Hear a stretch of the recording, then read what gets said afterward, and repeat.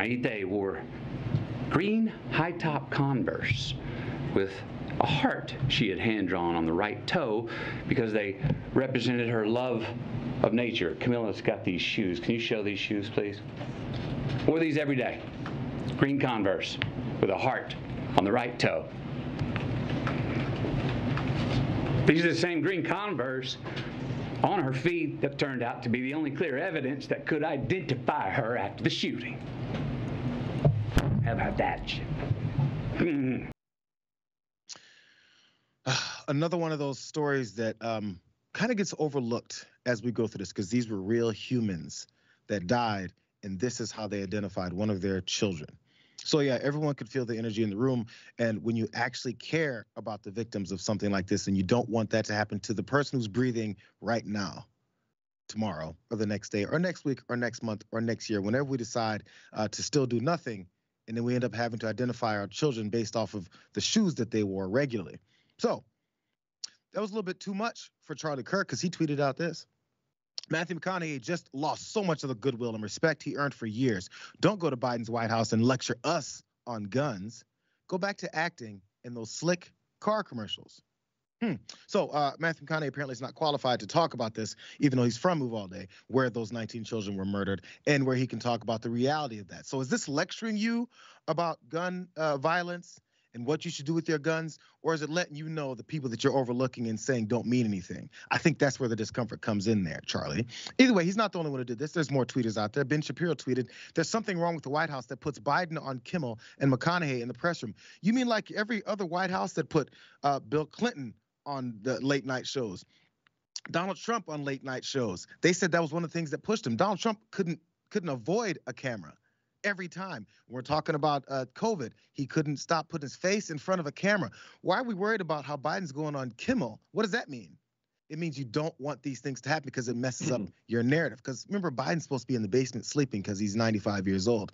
That narrative keeps getting changed too. There are problems with Biden, but they need to keep their particular narrative. Continuing on, because there's more from this. Because other people who were mad about this pushback, but someone did remind us.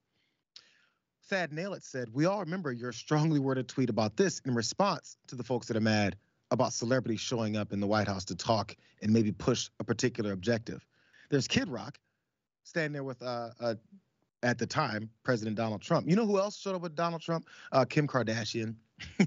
She was there and helped him push some kind of criminal justice reform or getting folks out of prison. I remember that. Were people upset about that? I remember Kanye West kissing Donald Trump's ass in front of a bunch of cameras. Were they upset about that? No, because that was Donald Trump. Before we go further, David, what are your thoughts to begin in this? This is straight out of the GOP playbook, because they cannot argue the facts. They cannot argue reality. So they try to make the entire issue, oh, it's a celebrity who's standing at the White House podium. Never mind that this is a celebrity who's speaking the truth. The fact of the matter is that people who get hit with high velocity rifles are oftentimes unrecognizable. And our society has been protecting gun owners and people who engage in this sort of violence for too long by not showing the reality of this. And I think it's almost time for an Emmett Till moment where we actually show, okay, let's have the open caskets of these unrecognizable children. And I guarantee the debate over guns would change. Even the scene and going through it. Think about the first responders, folks that had to come in and actually clear the scene, what they had to experience and what they're probably still having nightmares about to this day and probably the rest of their lives, to see the carnage of little children, literally unrecognizable. I want you guys to remember that part. But because we're talking about all this and because Matthew McConaughey slammed the table and got upset and told you guys about a personal story about one of these children that were murdered, people like Louis Gohmert get upset because Eric Swalwell asked them who were they there for at this event a few weeks ago or just last week. I want to remind everybody the anger that comes from us talking about it versus the anger that comes from what happened. Here's Louis Gohmert that was mad because we brought it up. On the other side of the aisle come in and accuse Republicans of being complicit in murder, and that we put our right to kill over others' right to live, to infer by rhetorical supposed questions, who are you here for? We must be here for the gunman, is an outrage. How dare you? You think we don't have hearts? It's just that when we look at the things that you're doing and you're trying to do to America, we care deeply. How dare you? How dare you, you arrogant people, attributing murder to those of us that want to do things to stop it? Because we've seen what your ideas do. They create more murder. Absolutely based on nothing.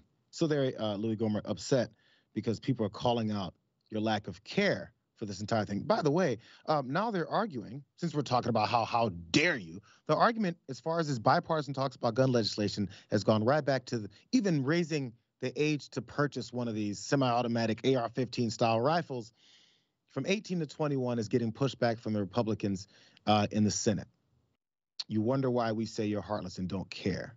Louis Gohmert is acting, since we're talking about actors that need to maybe go back to acting. Your last thoughts on this, Dave, before we jump out of this break? Look, my thought is if Louis Gohmert really is doing something to stop the gun violence, I'd love to know what it is, because it seems to me like the Republicans are doing absolutely nothing. And if they want to talk about, oh, we are doing something, show us what you're doing. Explain the rationale in being against raising the age of buying an AR-15 from 18 to 21. Explain why you're against that. Explain what it is you're going to do in terms of mental health. Are you really going to put money behind mental health?